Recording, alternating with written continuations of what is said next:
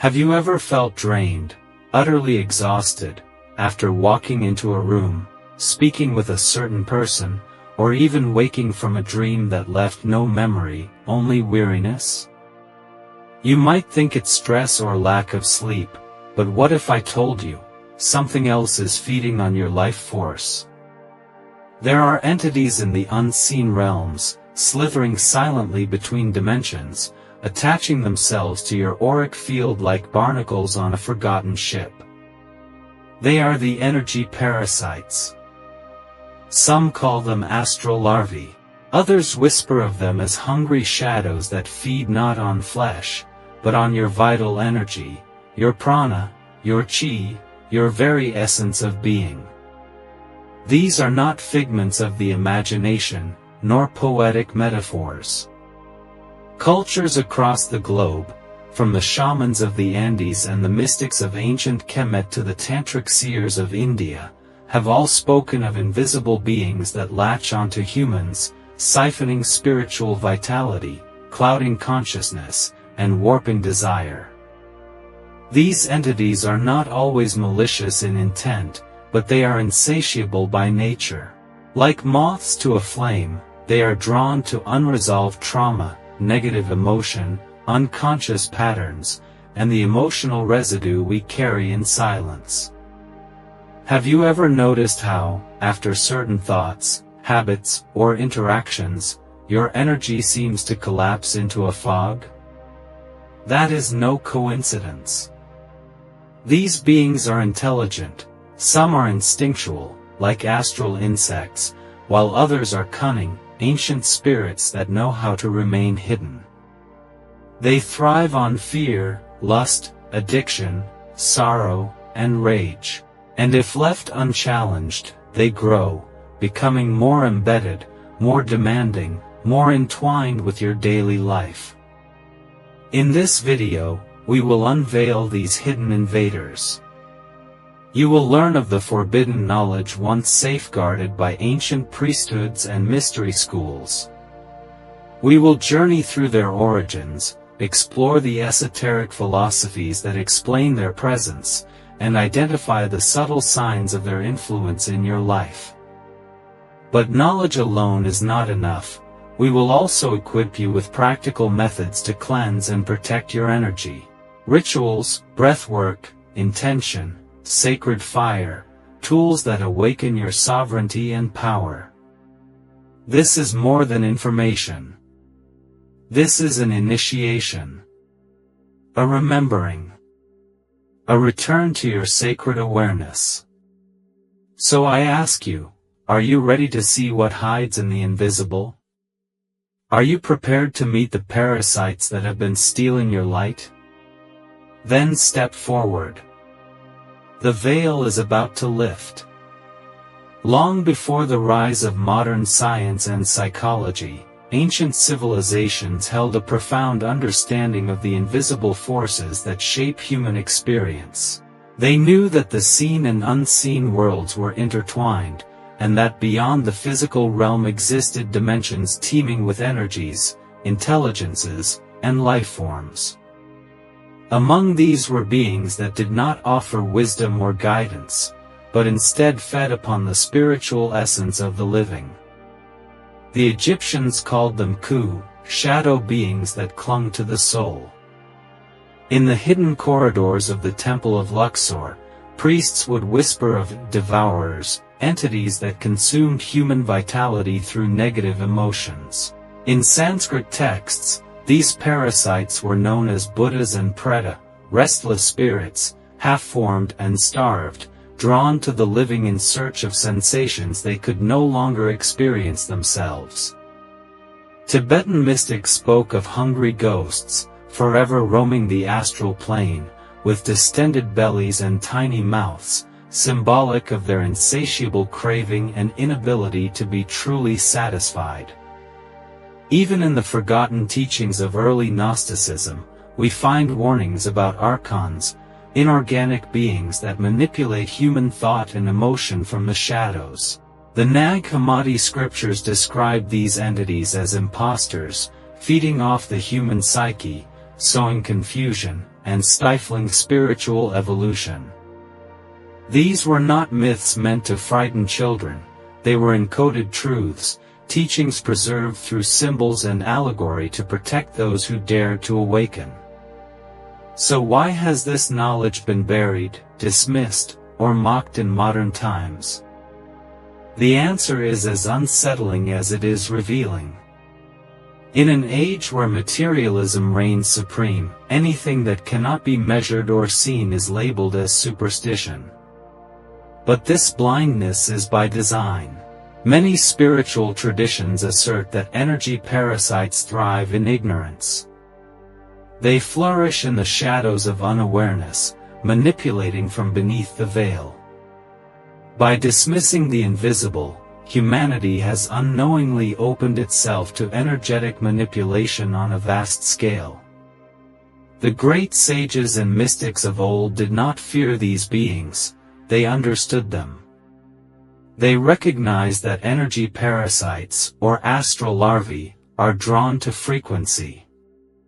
Just as mosquitoes seek out warmth and carbon dioxide, these entities are attracted to the emotional and mental vibrations we emit.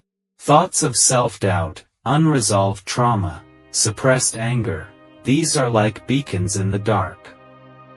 In alchemical texts, these parasitic forms were symbolized by worms eating through gold, a metaphor for spiritual corruption, where the divine potential of the soul is slowly consumed by what the alchemists called base energies. Hermeticism teaches that without purification, the soul becomes enmeshed with these lower forces, losing its clarity and power. Even the early Christian desert fathers wrote about logismoi, invasive thoughts that were not truly one's own, but seeds planted by invisible tempters, whispering doubts, fears, and desires into the mind.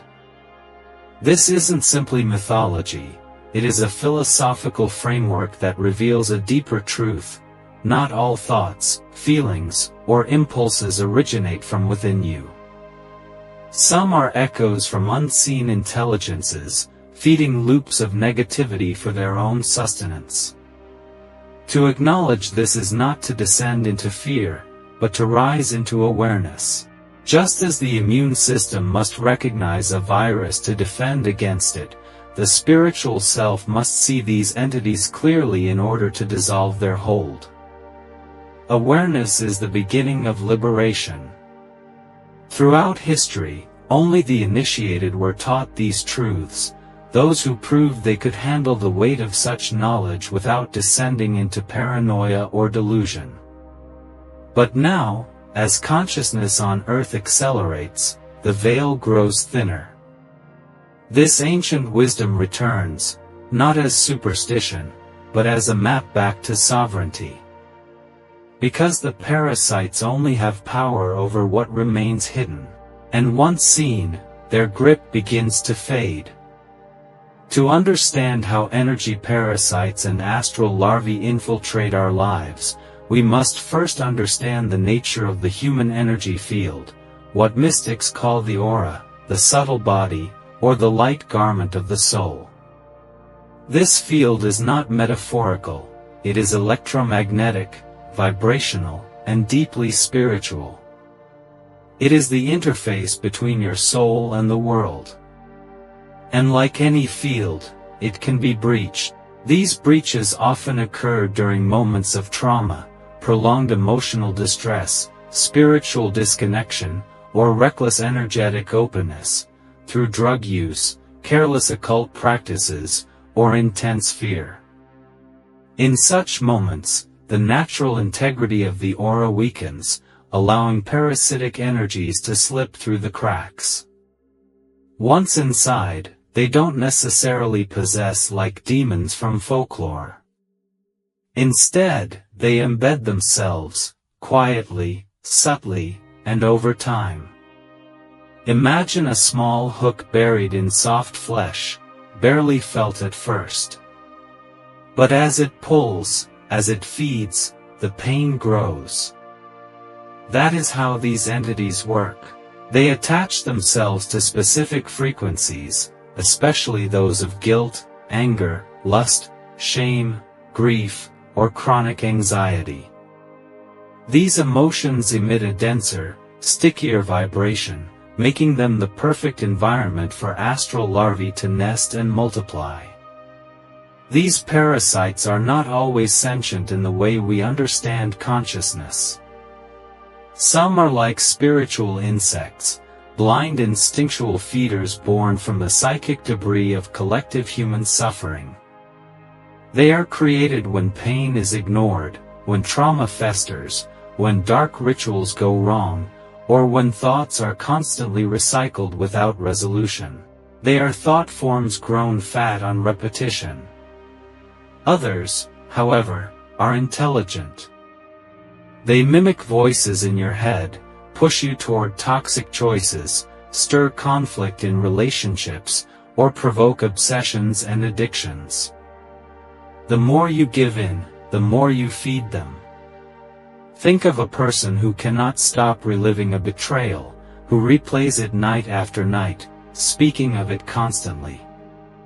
That memory, charged with emotion, becomes a kind of altar, an energetic portal. And around that portal, astral parasites gather. Not because the person is weak or evil, but because they are open. The energy is flowing outward, unguarded. To these beings, that pain is nectar. Now consider the idea of looping behaviors, patterns that seem impossible to break. Self-sabotage, repeated failures in relationships, sudden waves of depression after spiritual growth. These can be signs of energetic interference. When we are on the verge of transformation, these entities often become agitated. They stir old patterns, intensify doubt, or inflame fear to keep you from ascending beyond their reach. Because your healing threatens their survival. In the astral world, what mystics refer to as the middle planes, these entities appear in grotesque forms, writhing worm-like beings, shadowy blobs, creatures with mouths but no eyes, ever-consuming, never satisfied. They are not from hell, as religions might teach, but from the low astral, a realm forged from unhealed human energy. A psychic landfill of humanity's collective unresolved emotion. And just as flies gather around rot, these parasites gather where there is psychic decay. But they are not undefeatable. In truth, they are fragile when exposed. They feed on your ignorance of them. They thrive in your emotional reactivity. But the moment you see them, name them, and begin to cleanse your field, they weaken. Like shadows confronted with light, their form begins to dissolve. The key lies in awareness, discipline, and sovereignty. These parasites cannot enter a field that is coherent, clean, and vibrating with self-possession. They require unconscious permission, an open gate made of unresolved pain or repeated thoughts that spiral inward.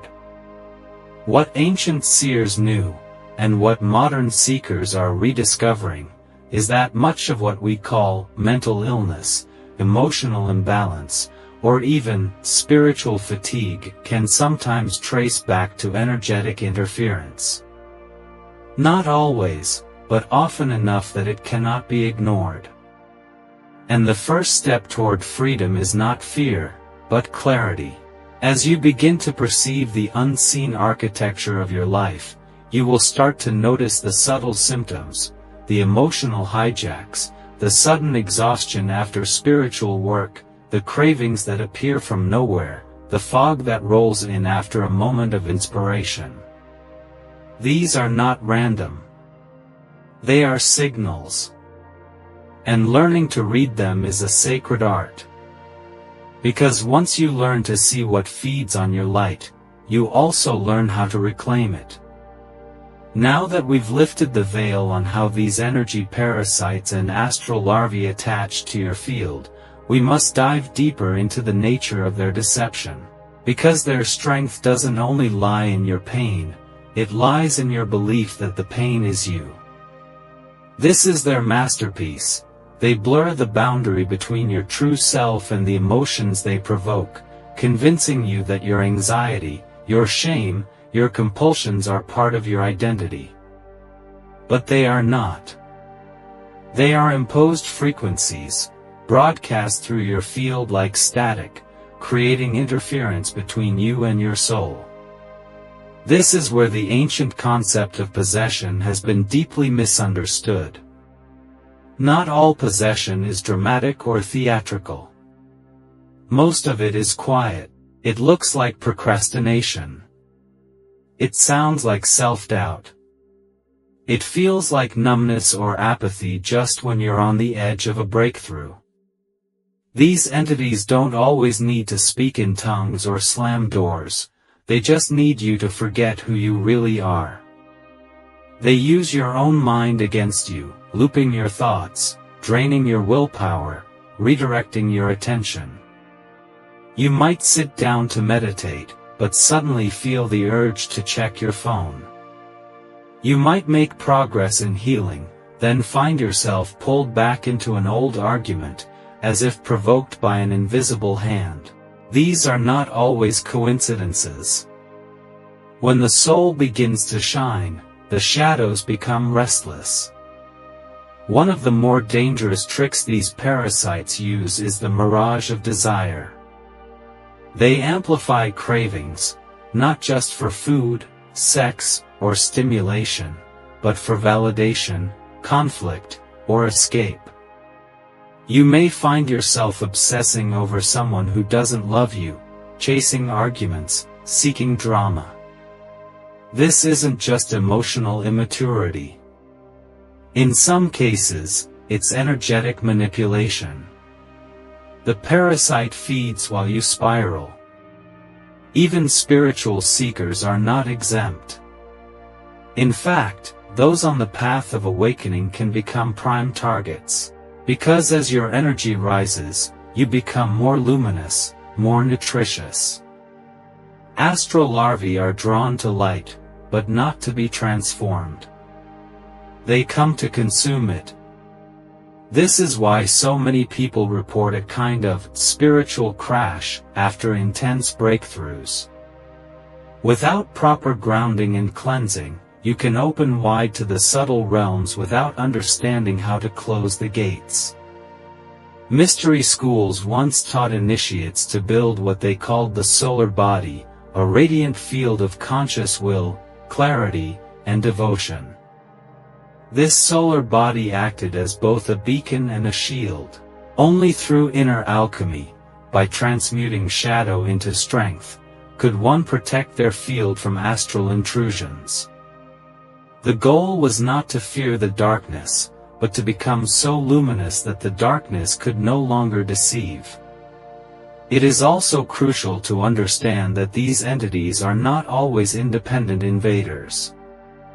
Sometimes, they are born from you. From repeated thoughts. From emotional patterns unhealed for decades. From ancestral trauma left unspoken. These are called elementals, energetic offspring created by your own psychic energy. They begin as emotional constructs but can take on a life of their own, haunting you like old ghosts wearing familiar faces. This is why healing is not only about clearing what others put on you, but also what you've created unconsciously. Another myth to address is the idea that you must be spiritually weak to be affected. Not true.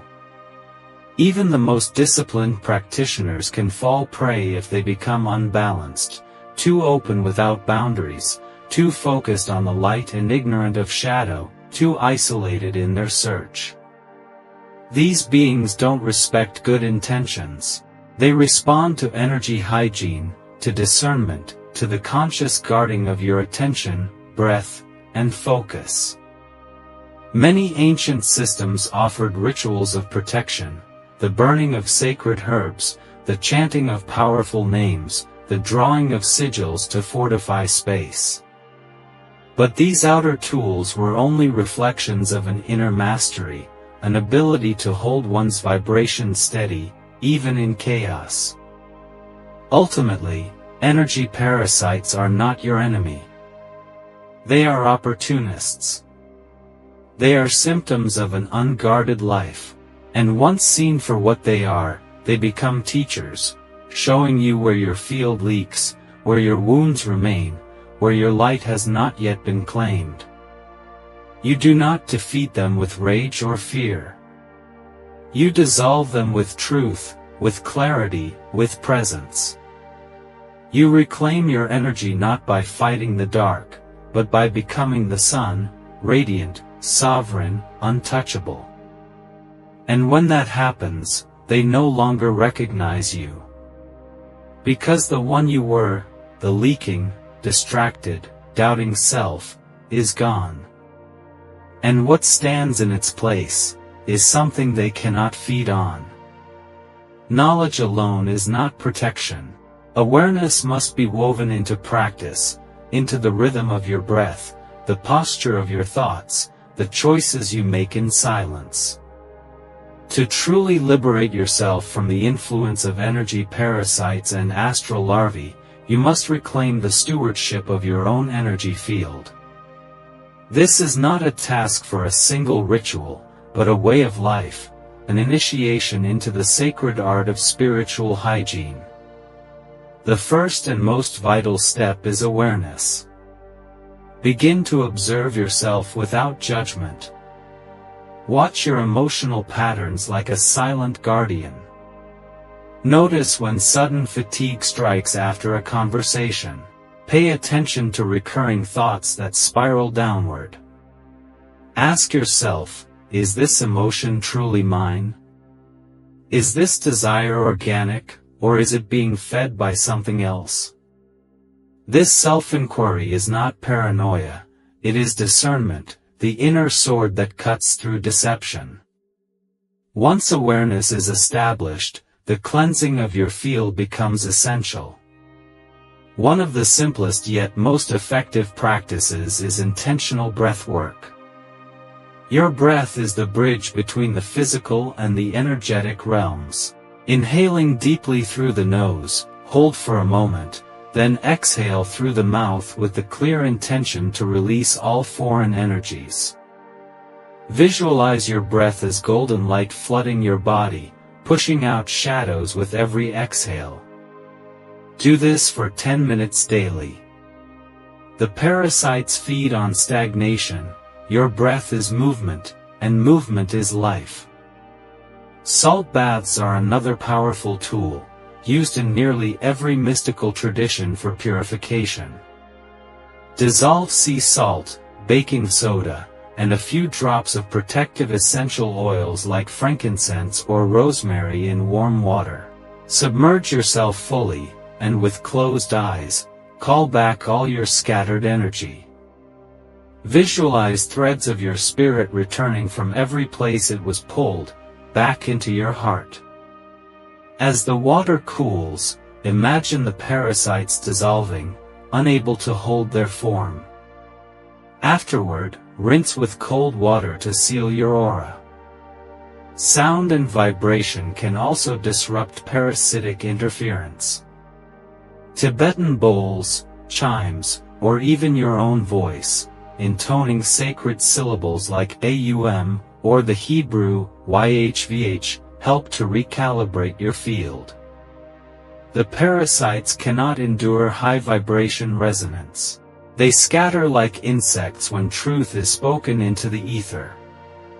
Use sound not just as therapy, but as a declaration, I am sovereign. I am whole. Create energetic boundaries through visualization. Each morning, before engaging with the world, imagine a sphere of light surrounding you, golden, impenetrable, intelligent. See it expanding with your breath, pulsing with divine consciousness. Set the intention, only energies aligned with my highest good may enter. All else is returned to source. You do not need to be aggressive. You need to be clear. In more severe cases, cord-cutting rituals may be necessary. These are powerful ceremonies where you sever the energetic ties between yourself and draining relationships, memories, or habits. Light a white candle. Sit in meditation and visualize the person or situation you're bound to. Imagine a cord stretching between you, connecting you through the pain. Then, with intention, cut it, mentally, or even with a physical gesture, like slicing through the air with your hand or a ritual blade. Speak aloud, I release this bond. I retrieve my energy. I return what is not mine. Repeat until you feel a shift. But the most potent tool of all is embodiment. Energy parasites cannot latch onto what is fully present. When you are grounded in your body, anchored in your breath, awake in your senses, they cannot hook into you. Practice yoga, dance, walk barefoot on the earth. Eat consciously. Speak with intention. Make your body a temple, and your mind a sanctuary. Parasites thrive in abstraction. But you? You thrive in embodied truth. And finally, forgiveness. Not for them, but for yourself. These beings came when you were vulnerable, unaware, open in ways you did not yet understand. Do not shame yourself for that. Instead, bless your journey. Thank the darkness for showing you your light. And from that place of deep love and fierce clarity, reclaim everything that was ever yours. Because it still is. And it's waiting for you. Now that the veil has been lifted, a question remains. What will you do with what you now know? Because this is not just a story about unseen forces or hidden feeders in the astral realm. It is a story about you, your sovereignty, your awareness, your sacred right to live unbound. You have seen how energy parasites and astral larvae survive, not through power, but through your forgetfulness. Through the blind repetition of emotional loops, the distraction of endless desires, the subtle erosion of your light over time. But the truth is simple and eternal. They only have what you give them. And the moment you choose to withdraw your permission, your attention, and your energy, they begin to wither. Remember this, your energy is your currency in the spiritual economy of this universe. Where you place it, what you feed, what you entertain, these are the altars upon which you either build your prison or your freedom. You are not a victim of unseen forces. You are the light they seek. The question is, will you guard that light, or give it away piece by piece without realizing it? We began this journey with a warning, but we end it with empowerment, because knowing the enemy is only the first step. Transforming yourself into a being of clarity, presence, and radiant awareness is the ultimate act of defiance. You do not banish darkness by screaming at it, you banish it by becoming luminous. So walk forward with new eyes. Listen differently. Sense your emotions not just as reactions, but as invitations, messages from your inner world guiding you toward wholeness. And when the shadows whisper, when the fatigue creeps in, when the cravings return, pause. Breathe. Reclaim your center. And remember who you are. If this message stirred something within you, if it helped you name what you have long felt but could not explain, then let it be the beginning, not the end. Share this knowledge. Comment with your experience. Subscribe for deeper truths waiting to be unearthed. because you are not alone in this journey. And the more of us who awaken, the less the parasites will have to feed on. The light is yours. Now, guard it well.